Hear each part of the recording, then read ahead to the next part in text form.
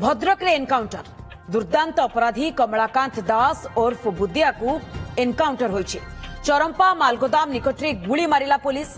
बुद्धियार डाहाण गोड़े गुली बाजिथिबा बेले ताकू गुरुतर अवस्था रे प्रथमे भद्रक डाक्तरखाना रे भर्ती करा जायथिला।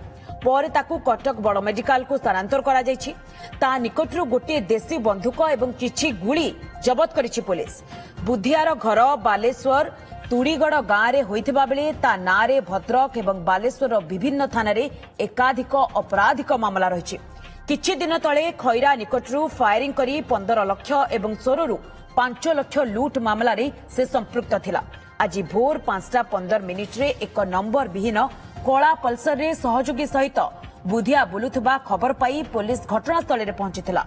पुलिस को देखि प्रथमे 4 राउंड फायरिंग करिथिला बुधिया।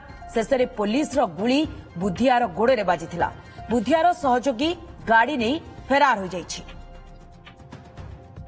तेबे संपर्क में अधिक सूचना पाई आम सहित भद्रक प्रतिनिधि पार्थ सारथी नायक सीधासलख जोड़ी। पार्थ, दुर्दांत अपराधी बुधिया भद्रक एवं बालेश्वर विभिन्न थाना रे जहाँ ना रे एकाधिक अपराधिक मामला रही जहां पुलिस एते दिन धरी खोजुतला शेषे पुलिस सक्सेस होईछि। तो एनकाउंटर किभली भाबरे चैलेंजिंग थिला पुलिस पई एवं ऑपरेशन को किभली भाबरे सक्सेस करिथिला पुलिस? देखो निश्चित भाव जब कह भद्रक पुलिस जहाँ किस समय कहते जे गत काली राति से खबर पाई जे बुधिया भद्रक अच्छी भद्रक पाखापाखि से आसी भद्रक चरम्पा अंचल बुलुले। तो निश्चित भाव में चरम्पा अंचल बुलुला बेले से बुधिया खबर पाई परवर्त अवस्था से नहीं से जो चेष्टा करते बुधिया धरवाई बुधिया फायरिंग कर आम सहित अच्छा भद्रक एसपी मनोज राउत। सर कौन कहे बुधिया आप खबर पाइले? ये खबर एक्चुअली काली आम रात्रि पाइथिलु लेट नाइट रे इन्फॉर्मेशन मिलिथिला। कौन सर बुधिया संगे आउ किए सर? बुधिया संगे आउ जने एसोसिएट थिला जहां हमको इन्फॉर्मेशन अछि।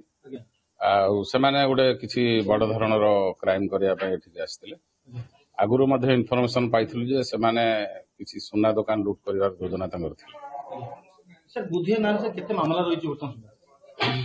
आम पाखर जहाँ रेकर्ड अच्छी 50 रु ऊर्ध्व हम केस विभिन्न जिले में कटक, भद्रक, बालेश्वर, मयूरभंज ये सब जिले तार केस अच्छी। सर बुधिया सर पुलिस को आक्रमण करथिला? हाँ, प्रथम तो से फायर ओपन कला। आगुरी भी नजर अच्छी केते तो धरिया गला बेले भी से एस्केप कला समय पुलिस ऊपर फायर करिछि। सर आम जब खबर पाइलु जे बुधिया गोटे चरम्पा अंचल बड़ ज्वेलरी दुकान लुट करने योजना करथिला। पुलिस सर किंतु जान खबर पाइले से खबर पाइले नहीं ये खबर ते हमको आगुरु थिला जे बुधिया किछि क्राइम एरिया रे करियो बोली। तापर तार अवेलेबिलिटी काली हमको आउरी संदेहटा दृढ़ीभूत होला।